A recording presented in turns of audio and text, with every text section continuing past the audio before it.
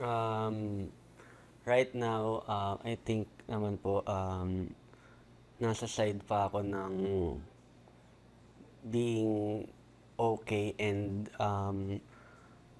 looking for more meaning. I think kaya ko siya nasabi na kontento kasi parang pinalaki ko rin yung sarili ko na maging thankful eh. So parang I'm always thankful kung anong meron ako. Kung kahit sabi natin kahit gaano kakonti, gaano karami.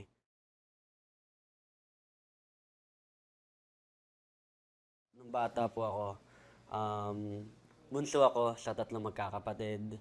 Tapos, yung mga kapatid ko, they were achievers in school. Talagang nandyan sila sa honors, first honors, second honors.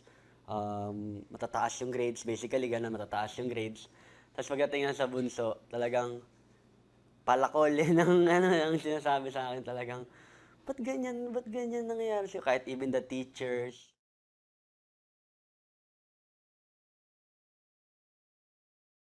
meron akong encounter with my first year high school teacher. Nung nabasa niya yung pangalan ko, San Agustin, sabi niya, San Agustin ka? Sinong kuya mo? Tapos sinabi ko, ang pangalan ng kapatid ko, sabi niya, kapatid ka niya. Tapos parang nag-hope siya, naging sobrang sabi niya, parang kasi maganda yung pinagsamahan nila ng kapatid ko. Good student siya, parang ganun. Tapos yung parang mga ilang linggo lang sabi niya, San Agustin ka ba talaga? Kapatid mo ba talaga? Tapos sabi niya, ibang San Agustin ka, ginaganon na po talaga.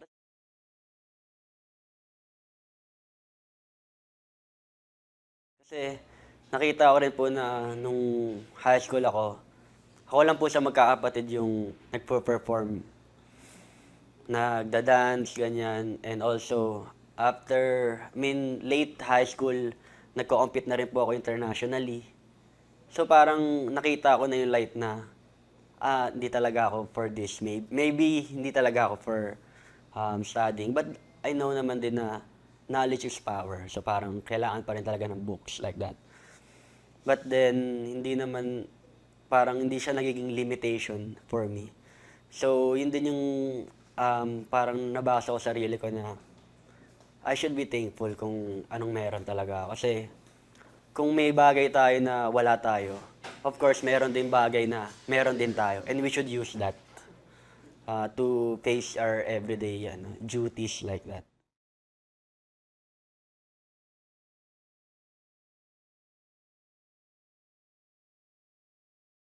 Nagpa-audition yung parang sa loob lang po ng school na dance competition. Nagpa-audition yung isang group. Hindi po ako invited. Yung kaibigan ko po, siya po yung invited. Tapos alam ko po yung account niya. Sa Facebook, alam ko po yung account niya.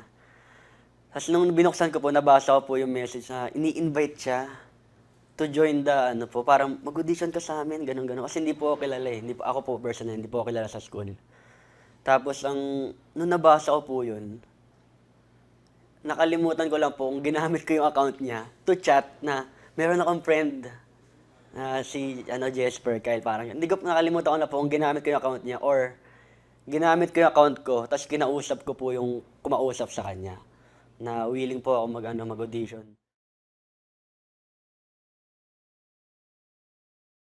Nung morning po nun, nag-basketball pa po ako with my friends. Tapos pag-uwi ko, parang ang time ko na lang maligo. Tapos parang 30 minutes or 1 hour na lang kailangan ko na umalis.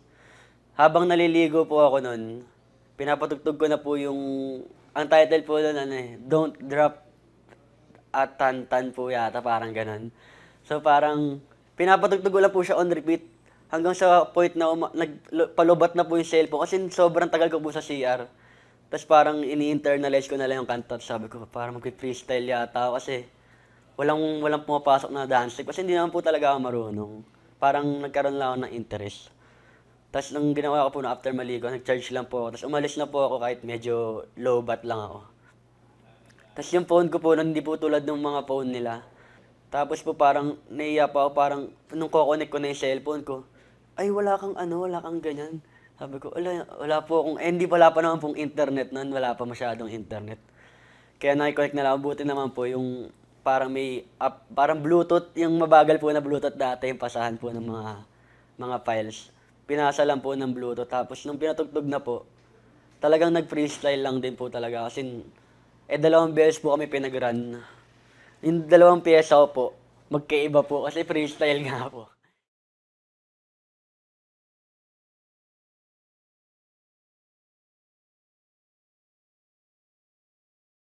Isa po ako sa ako lang po yung nakuha sa group ko na yun. Kasama po nun si Joker. Pero sa ibang group po siya galing. Tapos yun na po pinaka nag-boom yung na ano na parang sige magsayaw ako. Kasi yung coach po namin doon, talagang binuksan po niya yung minds namin kung ano talaga yung dance.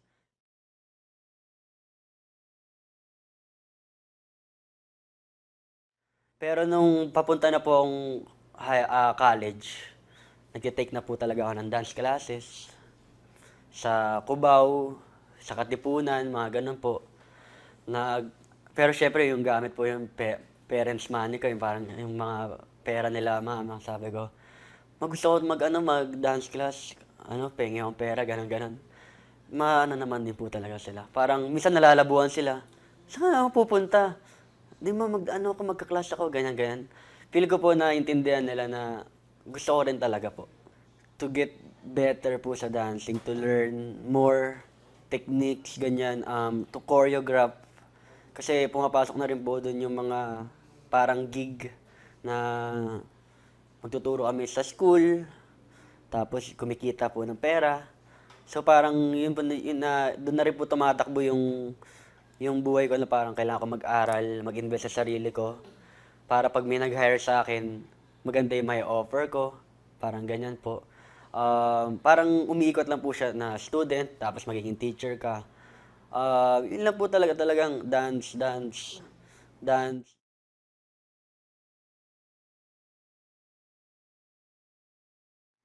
Yun nga po, talagang surprisingly nga rin po, pagka iniisip ko rin po, binabalikan ko. Hindi ko maisip na kaya kong mag-survive for a week or a month na. So, bitin yung tulog talaga. Tapos, late ka na makakauwi, late ka na makakatulog, tapos gigising ka na maaga kasi estudyante ka. Talagang, siguro yung nag-drive na lang nun yung passion talaga na kailangan kong gawin to parehas. So, kailangan mag-survive tayo everyday. Pero in terms of ano naman po sa studies, talagang bumabagsak rin naman po talaga. Pero naiintindihan ko po kasi pag bumagsak, uulitin pa eh. At yun po yung parang magde-delay pa lalo, parang hindi pa ako lalo makakasayaw. Kaya ang goal talaga, tapusin na agad, tapusin na natin to. Tapusin na yung tapusin yung pag-aaral para makasayaw, parang ganun po.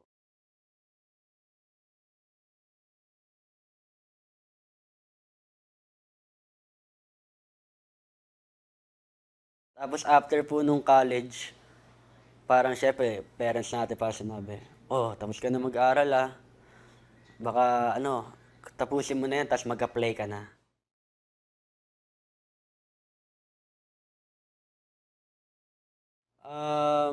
Parang wala naman pong regret kasi as long as nakikita kong masaya ako, like right now, masaya ako. And kung sa different universe man, kung tinaka ko man yung aircraft maintenance, kung doon din sa point na tinaka ko yun at nagiging masaya rin ako, wala rin magiging regret sa akin.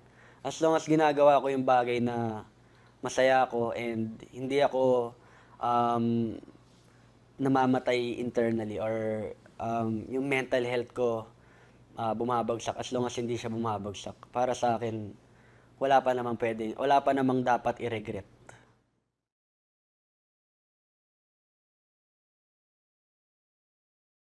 Um, Feeling ko po talaga circle talaga yung ah, people na tamang tao na makakasama mo sa everyday journey mo.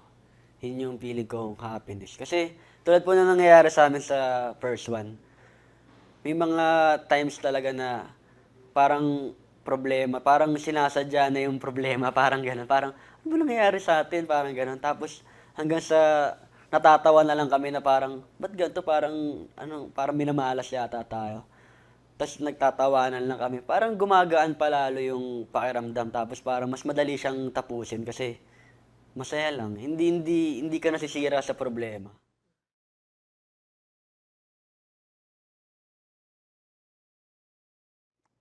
Greatest fear ko po is ano talaga, death. Ah, Talagang may time po kasi na parang dark moments ko po yun na in anxiety po ako.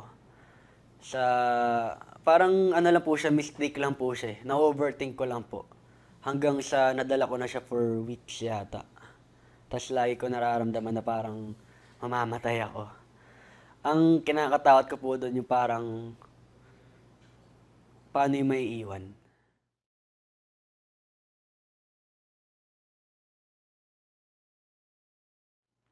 Parang napansin ko po sa kanila, sa pinapakita po nila sa akin, parang normal lang po. Kasi alam na po nila sa akin na parang kung ano-ano yung sinasalihan ko, eh. Parang, nandiyan na naman siya. Mamaya nandito na naman siya. Parang iba-iba po yung napupuntahan kong organizations or hobbies na napupuntahan. But then ngayon po, nung napapansin nila na tumatagal, nakikita na nila na medyo nagpo-progress, ganyan. Sa tingin ko naman po, proud sila. But then, si mama po kasi, honestly, gusto niya sumunod ako sa kanya na ano po siya, sa government po siya. So parang, kaya po gusto niya ako mag-take ng civil service, ganyan. And then ako naman po parang, bibigay ko na lang sa kanya. Kung gusto mo, wala naman din po masama kung makapasa ako, at least meron po akong credentials parang.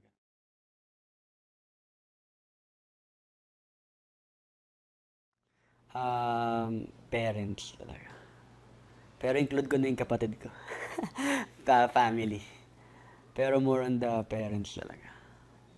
And also, recently lang din, dumadalas din na yung dad ko, kasi sinasabi niya na ano, nagigilty daw po siya kasi talagang siya, aminado siya na focus niya talaga magtrabaho ng bata kami.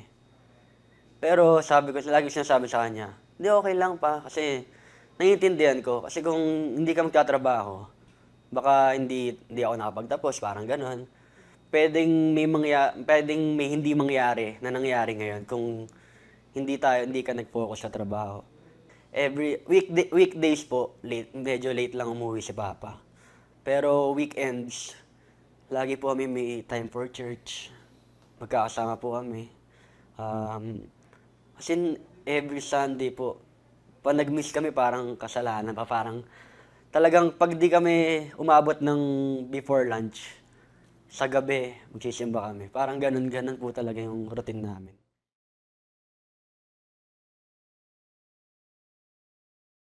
Simple lang po kasi siya eh.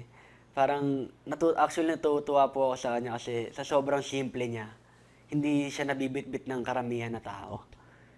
Yung honesty is the best policy. Talagang, kasi dati parang ano lang siya eh, parang nakadikit lang siya sa pader na kailangan maging honest ka, ganyan. Pero yung pagiging honest, pag dinala mo sa sarili mo, parang magiging honest sa sarili mo, matatanggap mo yung weaknesses mo, para siya nagiging power. Kasi pag tanggap mo na yung weaknesses mo, parang hindi ka na madaling masira. Kasi yung ibabato nila sa'yo, alam mo na eh. Ano yan, bulol yan, parang ganun. Bata pa lang ako, alam ko na yan, parang ganun. Wala bang bago? Parang, para sa akin, parang, wala nang effect sa akin.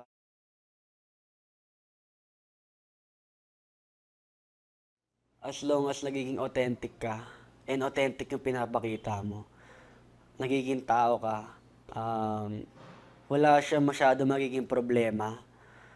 But then, kailangan mo rin tignan yung sarili mo kasi lalo na pag public figure ka, pagka ganun kasi marami nakatingin sa'yo. Let's say, lahat ng publiko, lahat ng tao sa publiko, pinapanood ka. You have to be a role model din, to be a good person. Pero of course, parang para sa akin, importante na i-meet halfway siya.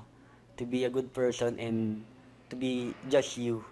Parang ganun. Of course, maganda rin naman na matutunan natin na maging mabuting tao.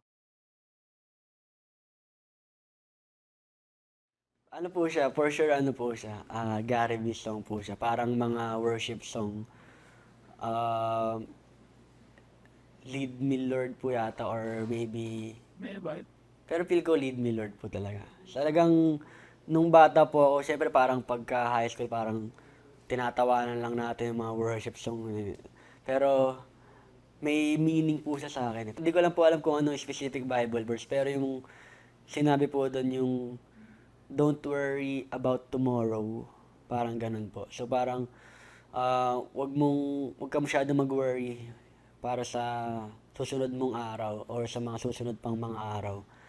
As long as you have God, you don't have to worry. Parang,